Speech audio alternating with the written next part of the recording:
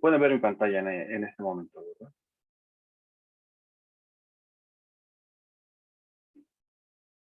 Bien. Eh, la clase pasada me quedé hasta el punto de decir que el sistema de ecuaciones es más, las dos conclusiones principales de la clase pasada serían: uno, los sistemas de ecuaciones son el caso general respecto de los problemas de más de una dimensión. Y con una dimensión me refiero normalmente a los problemas de regresión indexados para individuos 1 hasta el individuo enésimo. Cuando le agregamos una dimensión más, normalmente lo que suele pasar es que solemos pensar en paneles. Y los paneles, o los panel, en realidad tienen la segunda dimensión, es el tiempo, normalmente. Ahora bien, no siempre puede ser el tiempo, puede ser otra característica la cual nos permite la segunda dimensión. Un caso general, o una cosa que nos puede generalizar ese problema es pensarlo como sistemas de ecuaciones. Y un caso muy particular de los sistemas de ecuaciones, que son los sistemas de ecuaciones aparentemente no relacionados. Estos sistemas de ecuaciones en realidad también son eh, procesos de regresión con más de una dimensión. Es decir, tenemos la dimensión de los individuos y podemos tener la dimensión ahora de los grupos o de las ecuaciones. Bien, en la clase pasada mostré cómo es que eso en realidad se puede reexpresar como un problema de mínimos cuadrados simples, sin ningún problema, es simplemente haciendo un reordenamiento de las matrices asociadas al problema. Bien, lo que voy a ver hoy es continuar con la idea del planteamiento de sistemas de ecuaciones, pero con el problema de heteroscedasticidas. Y el problema de heteroscedasticidas, dice la clase pasada, se asocia a la idea de que lo que estamos enfrentando es una situación en la cual el término de error asociado al proceso de estimación en realidad no es una constante como regularmente venía siendo, ¿no? Que la varianza era la misma para todos los individuos, sino que el problema estaba más pegado hacia una situación en la cual la matriz de varianza y covarianza asociada al problema, es decir, la matriz del valor esperado del término de error condicional en la matriz X, era ahora una matriz sigma, la cual tenía una forma muy parecida a esto, ¿no? Era sigma cuadrado por, en este punto, una matriz omega. Entonces, déjenme partir aquí, eso es lo de la clase pasada, digamos que esto es lo del día de hoy. Ahora, voy a desarrollar un poquitito más este problema para dejarlo de la siguiente manera. Este, ahora la matriz de regresores, perdón, la matriz de varianzas y covarianzas ahora estaría dada por la siguiente expresión. En este punto sería sigma cuadrado y la matriz que yo esperaría ver sería una matriz de este estilo. Sería la varianza para el individuo 1 y las varianzas para el individuo 2, todos estos en la diagonal de la matriz. Entonces, en cada uno de los elementos de la diagonal yo esperaría ver las varianzas individuales de cada uno de los individuos, porque es un problema de heteroscedasticidad. Entonces, ya no puedo suponer que la varianza a través de todos los individuos es la misma. Déjenme, voy a borrar este de aquí y ahorita lo voy a explicar de esta manera mejor. Entonces, la matriz ahora sería una matriz así con varianzas individuales para cada individuo. Ahora bien, pero también puede ser que cuando rompemos el supuesto de homoscedasticidad, existe un problema que se le denomina autocorrelación y que tiene que ver con esta correlación entre individuos, ¿no? Entre pares, ¿no? Es decir, por ejemplo, la información de mi ecuación puede estar correlacionada con la información de la ecuación de alguien más. Ya sea por una condición geográfica o por una condición a lo mejor de situaciones similares que no está capturando las variables que estoy utilizando como regresores. Entonces puedo asumir que existe una parte de información que voy a denominar como RO 1, 2, para decir es la información del individuo 1 que está correlacionada con el individuo 2. Y a su vez voy a decir RO 2, 1 para decir la información del individuo 2 que está correlacionado con el 1. De forma similar, o sea, es un problema de simetría en este punto, ¿no? Porque lo que tengo es ya sea que yo vea al individuo 1 correlacionado con el individuo 2 o al individuo 2 con el individuo 1. Sería exactamente lo mismo. Y así puedo ir construyendo esta matriz a decir que esto es ρ de la información del individuo 1 correlacionada con el enésimo individuo, y hacia abajo sería la información del individuo enésimo con la información del individuo 1. Entonces, esta sería lo que yo denomino como matriz sigma.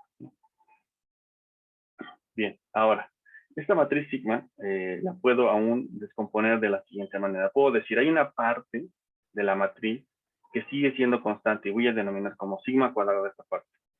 Y hay otra parte que no lo es. Bien, en los modelos clásicos de regresión que vamos a ver en este curso, vamos a suponer que no existe un problema de autocorrelación. Es decir, todos los elementos que están fuera de la diagonal, todos estos elementos y estos elementos de aquí, vamos a suponer que son cero. Por una razón de que, por simplicidad en este momento, ¿no? Porque se vuelve muchísimo más complejo resolver el problema cuando no asumimos eso que cuando dejamos ser más libre la matriz.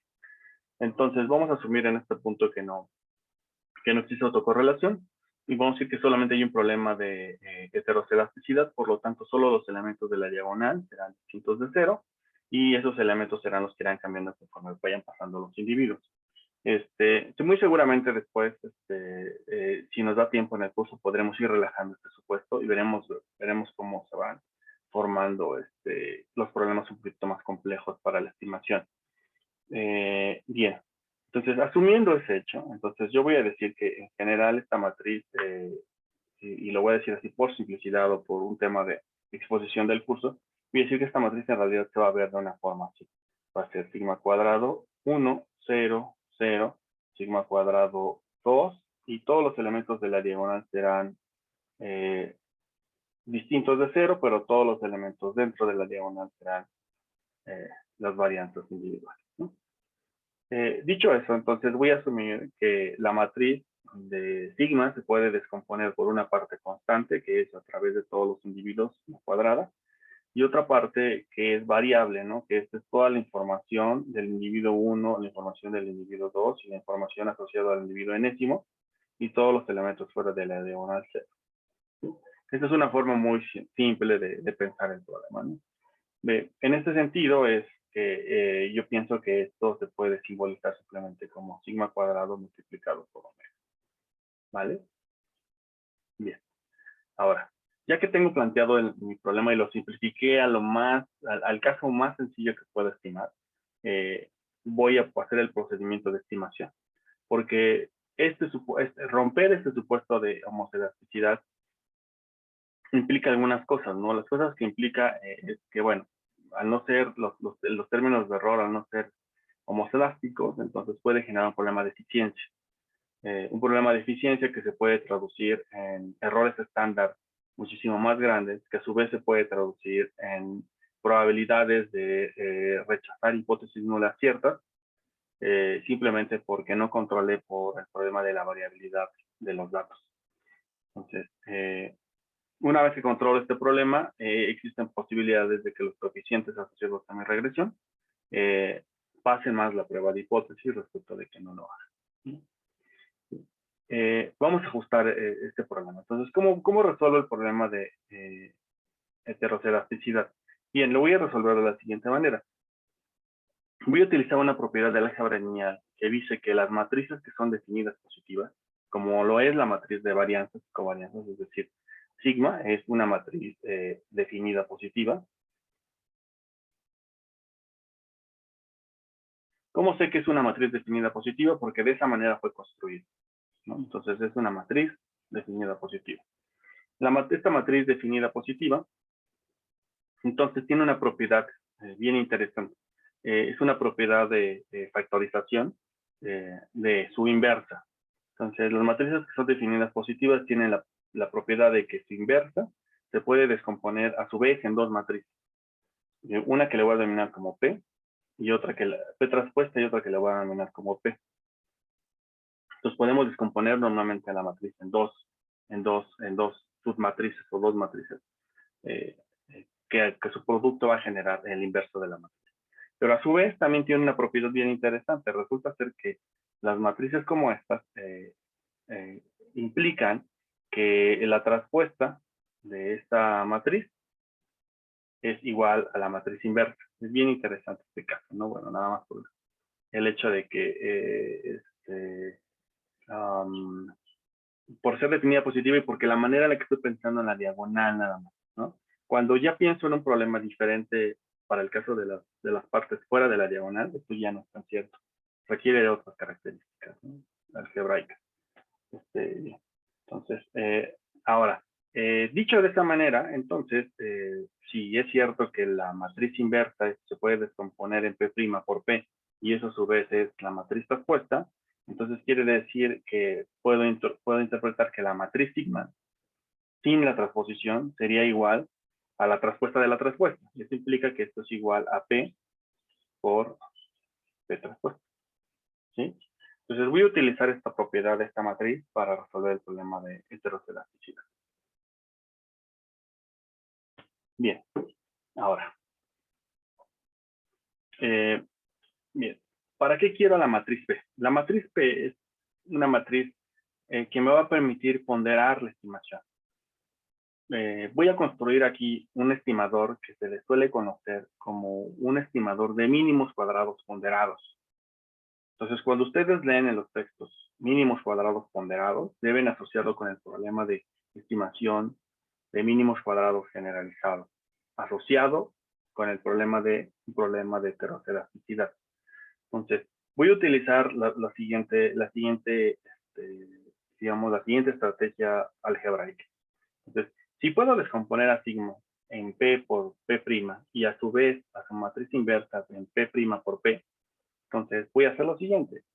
Puedo agarrar a la matriz P y multiplicarla por mi modelo de regresión lineal. Y mi modelo de regresión lineal era Y igual a X beta más epsilon.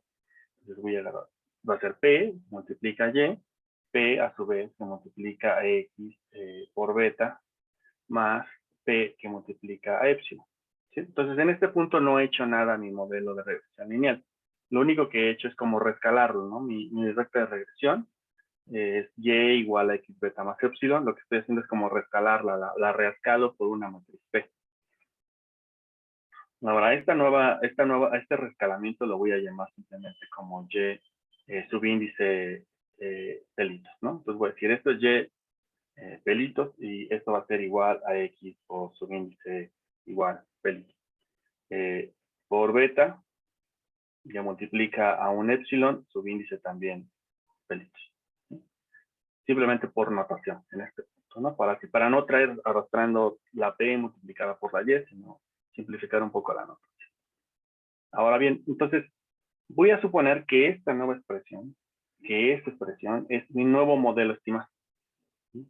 Es mi nueva recta de regresión que voy a estimar. Entonces me voy a preguntar por algunas características de esta regresión. La primera cosa que me debo preguntar es si se sigue preservando la idea de que el valor esperado de epsilon, pelito, condicional en la matriz X, también es una matriz X, así, pelito, es exactamente igual a 0.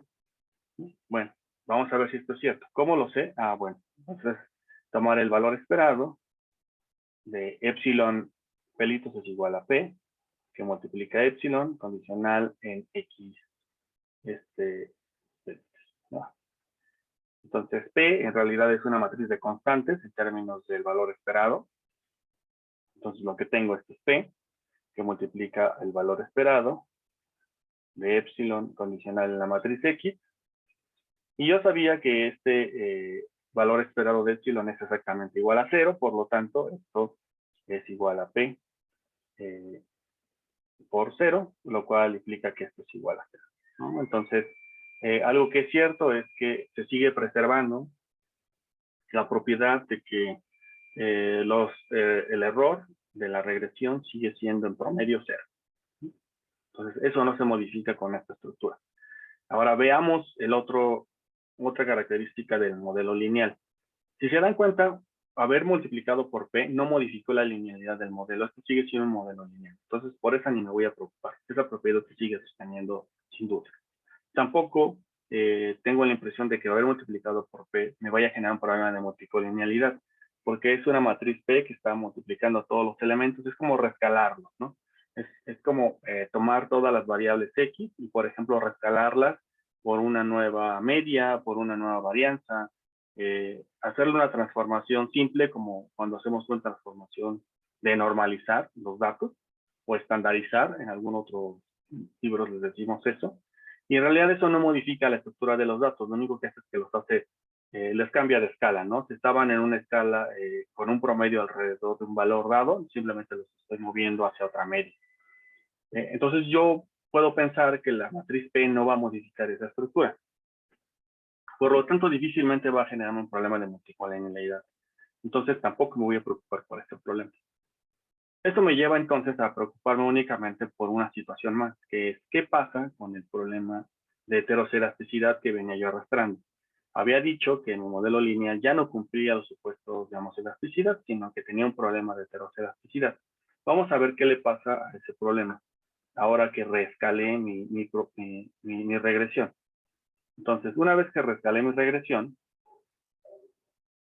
me voy a preguntar por qué pasa por el valor del valor esperado de epsilon pelitos que multiplica epsilon traspuesto pelitos condicional en la matriz X igual a pelitos. Entonces me voy a preguntar por esto, va. Entonces lo voy a resolver de una manera muy parecida a lo que hice arriba, ¿no? Que fue, bueno, voy a regresar a al problema original, que simplemente era multiplicar P, que multiplica epsilon, por P, que multiplica epsilon, todo esto traspuesto, condicional en la matriz X.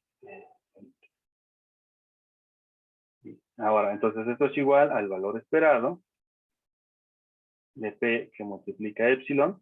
Ahora, el traspuesto de este componente, del segundo componente de P por epsilon traspuesto, las traspuestas simplemente toma el último elemento, lo transpone y lo pone al principio, y el primero lo transpone y lo pone al final, ¿no? Este es el resultado de transposición.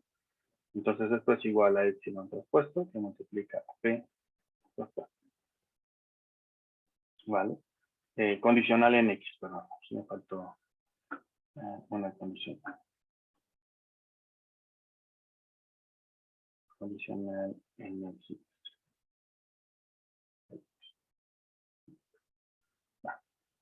Ahora, entonces, yo sé que la matriz P, en términos del valor esperado, es una constante. Entonces, puedo sacar a la matriz P. No la voy a sacar simplemente del valor esperado. Entonces, esto va a ser P por el valor esperado de quién? De epsilon por epsilon traspuesto, condicional en X. Delito, se multiplica a P traspuesto. Ahora, ya que hice esto, entonces, yo sé que este término que está aquí en medio, tiene una forma muy particular, que es lo que con lo que yo inicié la clase hoy, ¿no? Este valor esperado tiene una forma muy específica, ¿no? Que esa forma, simplemente decir que esto es P, que multiplica sigma. Yo dije, esto es sigma. ¿Vale? Ahora, bien. Pero sigma, me voy a regresar hacia arriba, me voy a regresar como definí sigma. Sigma yo dije, bueno, por tener algunas propiedades bien interesantes de matriz inversa, va a ser de la siguiente manera. Entonces, va a ser sigma, que multiplica a una matriz de esta forma. Entonces, voy a reajustar. Entonces, esto va a ser P, que multiplica a sigma, que sería P traspuesto por P, por P traspuesto. Déjenme nada más regresar rapidísimo arriba. Sí, P traspuesto. No, ¿cómo lo puse? Perdón. Lo puse como... Ah, sí. P por P traspuesto. Vale. Sí. Y entonces, lo que tengo aquí, si se dan cuenta, es ¿a quién tengo en este caso? Lo que tengo es simplemente puedo reacomodar esta cosa. Si lo reacomodo, voy a llegar a un punto en el cual en realidad esto se va a volver una matriz de identidad de tamaño. Si lo piensan, si puedo reacomodar este problema. Eso es al final a lo que he llegado. Bien, entonces, a grosso modo, lo que estoy diciendo es, una vez que tengo un problema de estimación, puedo construir una matriz P que me lleve a reponderar los errores de tal manera que los haga tan constantes como una matriz de identidades con elementos 1 en la diagonal. Ahora bien, este es el caso más extremo, pero en realidad yo puedo reacomodar estas cosas para preservar una varianza específica. Entonces, y esa varianza específica puede ser sigma. Entonces, en general, digamos, mi problema de estimación, yo lo puedo resumir a una situación en la cual voy a decir que cuando repondero, eso no lo impide porque yo puedo construir una solución en la cual puedo encontrar un elemento de la diagonal que sea exactamente bueno, porque reponderé todo el problema. Entonces, puedo reponderar simplemente para recuperar una constante, y esa constante que sea sigma cuadrada. No necesariamente tiene que ser 1. Puede ser una constante específica a la cual yo le puedo denominar simplemente sigma cuadrada, ¿no? Y esa constante específica la voy a recuperar cuando haga la reponderación. Entonces, nada impide que entonces mi problema de estimación, cuando yo tomo el valor esperado de epsilon por epsilon traspuesto condicional en X, en realidad yo lo puedo decir que esto en realidad sea igual a sigma cuadrado por una matriz identidad tamaño n. Lo que estoy diciendo simplemente es, voy a suponer que los elementos de la diagonal no son 1.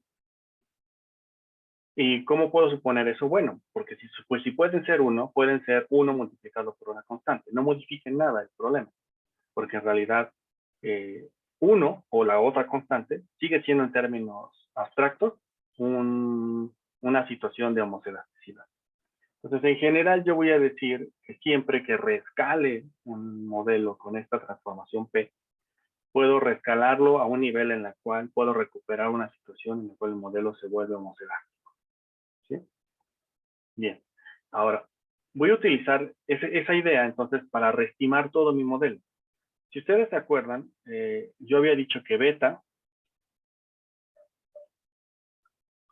de mínimos cuadrados simplemente es igual a x' por x a la menos 1 por x' por y. Si se acuerdan de esto, ¿no? Entonces ahora voy a crear un nuevo beta de mínimos cuadrados generalizados, considerando heteroscedasticidad, diciendo que va a ser la matriz X, pero no cualquier matriz X, sino la matriz X pelitos, multiplicado por la matriz X igual pelitos, a la menos 1, que multiplica a la matriz X pelitos traspuesto por Y.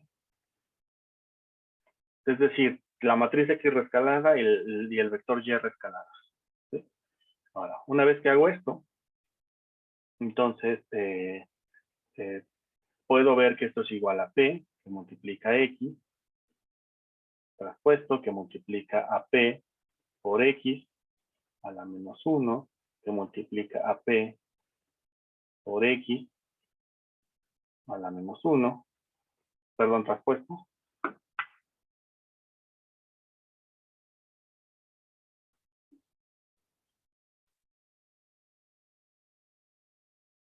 que multiplica a P por Y. Entonces, opero con las operaciones de transposición y esto va a ser igual a X traspuesto por P por X a la menos 1 por X, bueno, esto ya no es X pelitos el segundo.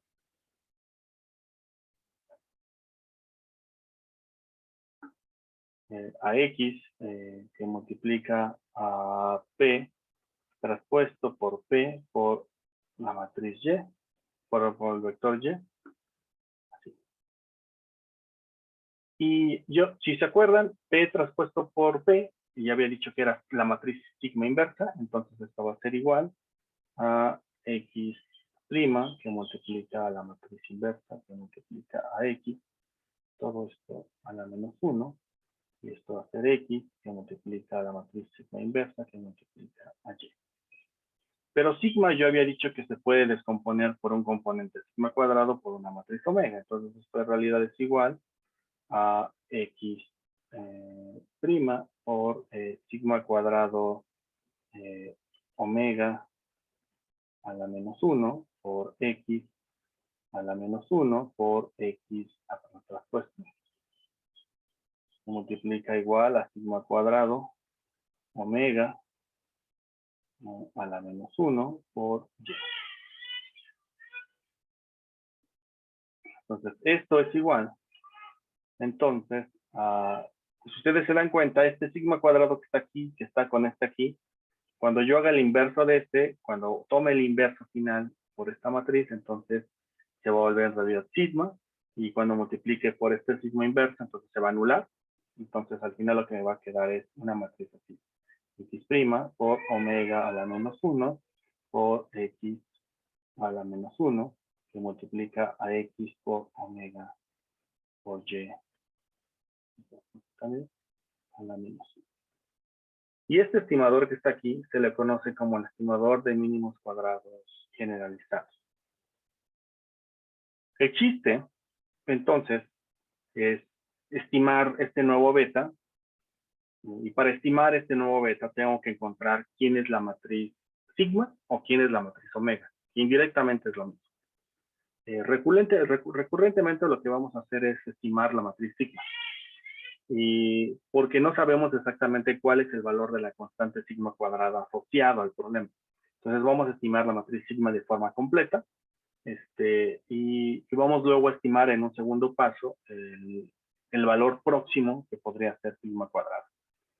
Bien, entonces vamos a utilizar un estimador que se llama el estimador de mínimos cuadrados generalizados factibles. Le voy a agregar una S al final para decir estos son factibles.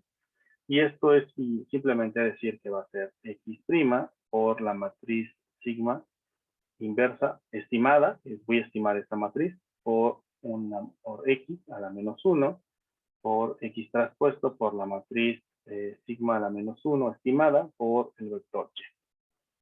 Entonces, el algoritmo de factibilidad de los mínimos cuadrados consiste en cómo determinamos a sigma Gorrich.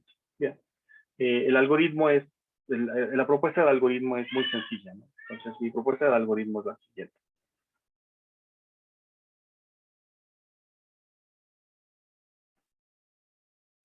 Bien.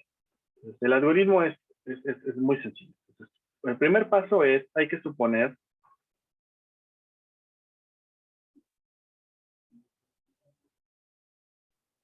el primer paso es como paso 1, tenemos que suponer una forma funcional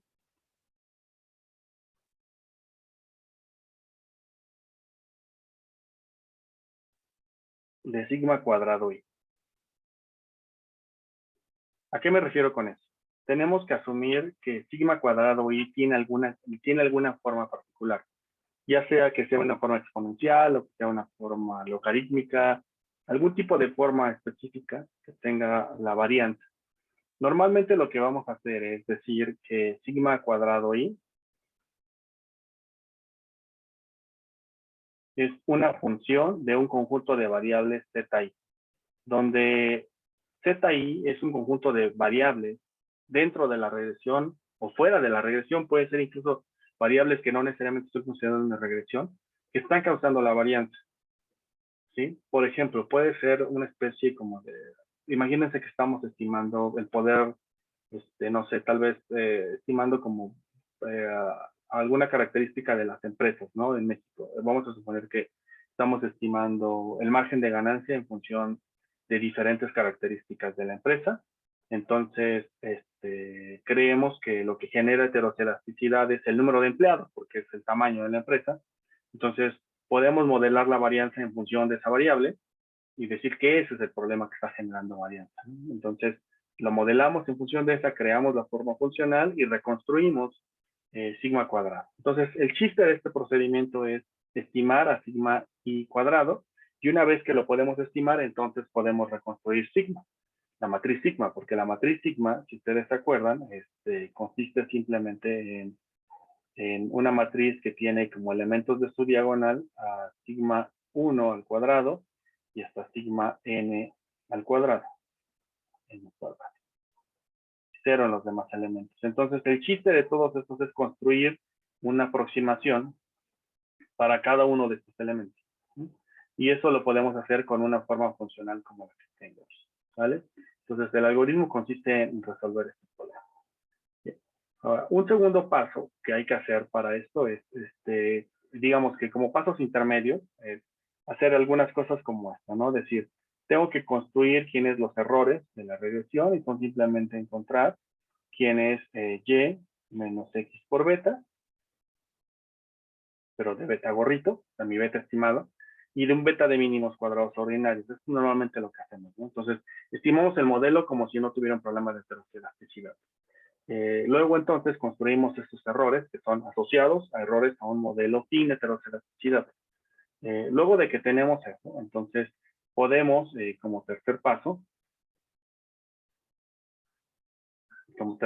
podemos decir que los errores al cuadrado i son un aproximado de lo que vale sigma cuadrado i. Entonces, una vez que decimos eso, entonces podemos hacer una regresión de los errores al cuadrado en función de la variable que consideramos que genera heteroelasticidad.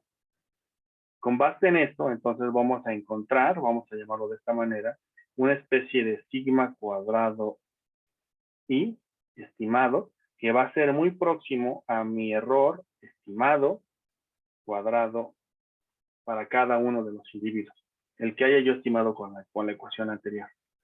Y una vez que tengo esto, entonces puedo construir sigma estimada, ¿no? Entonces, el resultado final es que puedo encontrar quién es sigma estimada. Y una vez que la tengo, entonces ya puedo construir como último paso mi estimador de mínimos cuadrados generalizados factibles, y entonces decir que la matriz X prima por la matriz sigma a la menos 1 por la matriz X a la menos 1 por la matriz X por sigma a la menos 1 por Y, donde la matriz sigma estimada la construí como lo dije anteriormente. ¿Sí? Y ya para finalizar mi discusión, voy a introducir una prueba de hipótesis que nos permita determinar cuándo el modelo tiene o no heteroelasticidad. Bien, la prueba es muy sencilla. La prueba es una prueba conocida como la prueba Brush.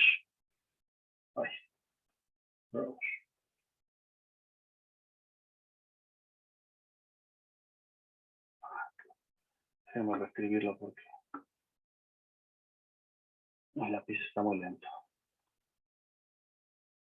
La prueba es conocida como la prueba Brush.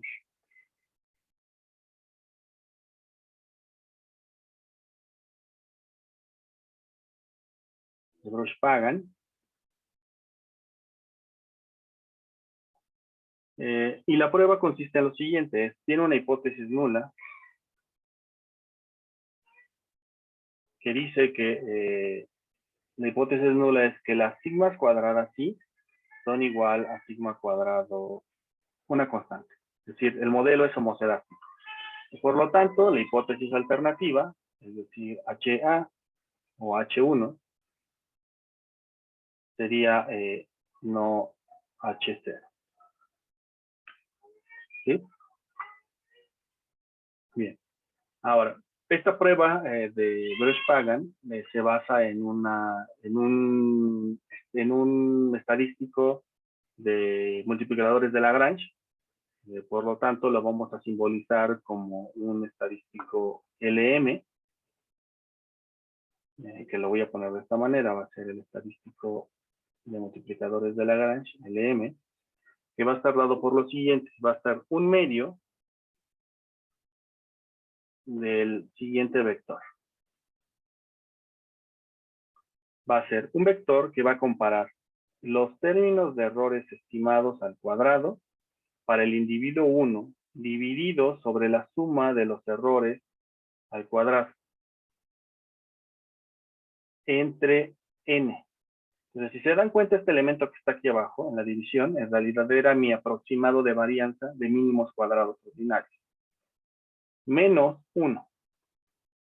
Entonces, lo que estoy probando es, si el error al cuadrado del individuo 1 es igual al promedio de la suma de los cuadrados de toda la muestra, si son igual, entonces van a ser muy parecidos a 1.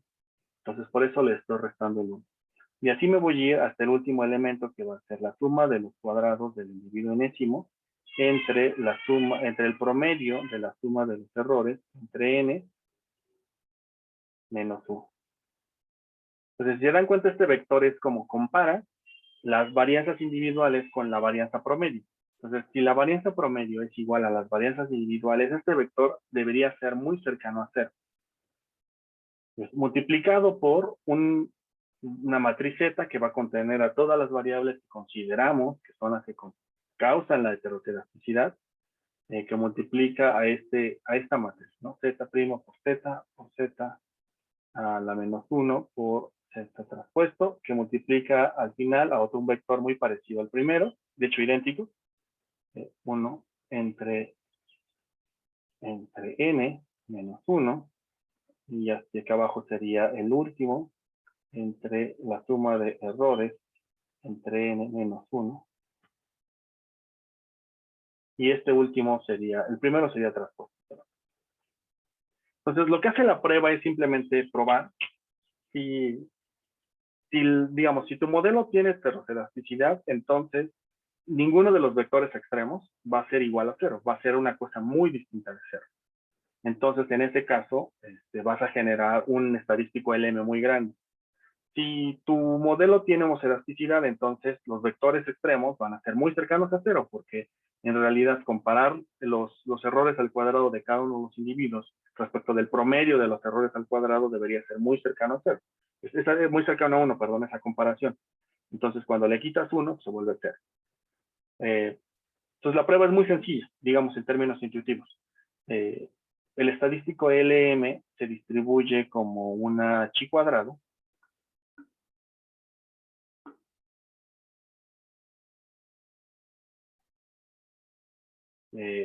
como un chi cuadrado, donde sus grados de libertad son el número de elementos en Z. O sea, ¿cuántas variables consideramos que son las que causan la heteroscedasticidad? Ahora, solo para cerrar mi parte teórica, ¿cómo aproximamos o cómo hacemos una primera aproximación respecto de que creemos que nuestro modelo puede tener heteroscedasticidad? Entonces, regularmente cuando hacemos una regresión, hay una prueba visual muy sencilla que podemos hacer para identificar si nuestro modelo puede tener o no heteroscedasticidad. Y la prueba es la siguiente. Yo lo pondría también como otro algoritmo, y el algoritmo sería el siguiente, ¿no? Paso 1 es estima la regresión del tipo y igual a x por beta más epsilon de la siguiente manera. De la forma convencional, es decir, encuentra un beta, gorrito, que sería igual al beta convencional que conocemos, x' por x a la menos 1 por x' por y. Encuentras este beta. Paso 2, encuentra los residuales. Y los residuales son simplemente y menos x por beta gorrito.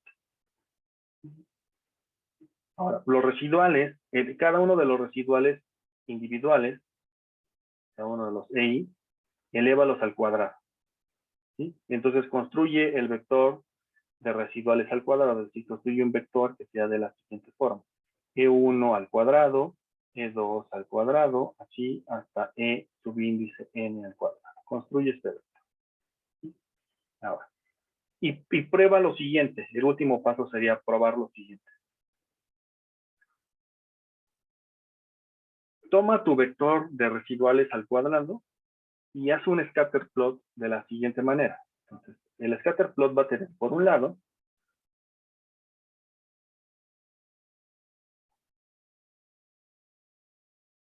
aquí va a tener a los errores y décimos al cuadrado, y de este lado va a tener a las variables z. ¿Quiénes son las variables z?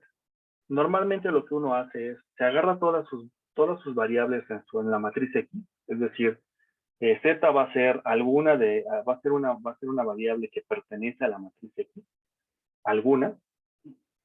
A veces uno lo que hace es prueba todas y hace el siguiente scatter plot y verifica si los residuales al cuadrado con respecto de la variable z que estás evaluando tiene una forma muy parecida a esta.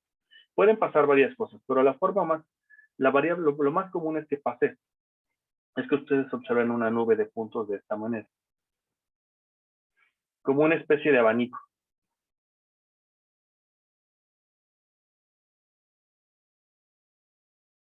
Entonces, este abanico lo que nos estaría diciendo es que la variable z modifica los residuales al cuadrado. O dicho de otra manera, la variable z genera que los residuales al cuadrado sean heteroscedásticos. ¿Vale? Esta es una forma muy común, esta que estoy ilustrando, ¿no? Esta como de abanico que se va abriendo. Hay otras formas que ya no son tan triviales de ver, pero que son, en términos de, al menos desde mi perspectiva, en términos de interés estadístico, son más interesantes, que son las siguientes. Por ejemplo, ¿qué pasa cuando z y el término de error al cuadrado tiene una forma muy parecida a algo así? Y esto es muy común también. Por ejemplo, tiene clústeres. Un primer grupo es así, luego hay un grupo para el cual se vuelve una constante, y luego otro grupo para el cual vuelve a crecer, y así sucesivamente. Continúa. Entonces, esto lo que significaría es que en realidad ustedes sí tienen un problema de heteroscedasticidad, pero es un problema de heteroscedasticidad por bloques o por clústeres. Es decir, para ciertos grupos de la variable z generan heteroscedasticidad. Cuando ustedes, si algún tienen la oportunidad de tomar un curso de econometría espacial, se van a dar cuenta que estos clústeres están muy asociados con condiciones geográficas, ¿no? O sea, gente que vive en una misma ciudad, a lo mejor se vuelve heteroscedástica los residuales porque resulta ser que la ciudad es muy heterogénea, ¿no? Es un caso muy parecido a la Ciudad de México, ¿no? La Ciudad de México tiene una heterogeneidad muy amplia, entonces es muy probable que aquí hacer estimaciones sobre variables de ingreso genere heteroscedasticidad. Ciudades muy compactas en términos de ingresos y que a lo mejor no tendrían este problema, podrían ser Mérida, estoy pensando, o tal vez Aguascalientes, ¿no? Que son más compactas, son más homogéneas, y que a lo mejor no tienen este problema de heteroscedasticidad en el bloque, ¿no? Bien. Y bueno, y ya a partir de aquí pueden ocurrirles cualquier forma que ustedes quieran de heteroscedasticidad. Entonces, cualquier cosa que no les arroje un conjunto de datos más o menos homogéneos, es decir, el ideal sería, me voy a regresar a esta gráfica, el ideal sería que digamos que la nube de puntos fuera más o menos homogénea alrededor de un valor, ¿no? Que todos estuvieran aquí más o menos alrededor de un valor, suponiendo que aquí está el término de error al cuadrado, que es el promedio. O dicho de otra manera, esto es mi sigma cuadrado de mi modelo de regresión, ¿no? Si todos están alrededor de un valor, entonces podemos decir que en realidad el modelo es homocedástico respecto a esta variable. ¿Vale? Bien, con esto cierro mi parte teórica. Y me queda muy poquito tiempo. Yo creo que no va a dar tiempo a ver el ejercicio. Entonces, lo voy a dejar para la siguiente clase. No sé si tengan alguna duda.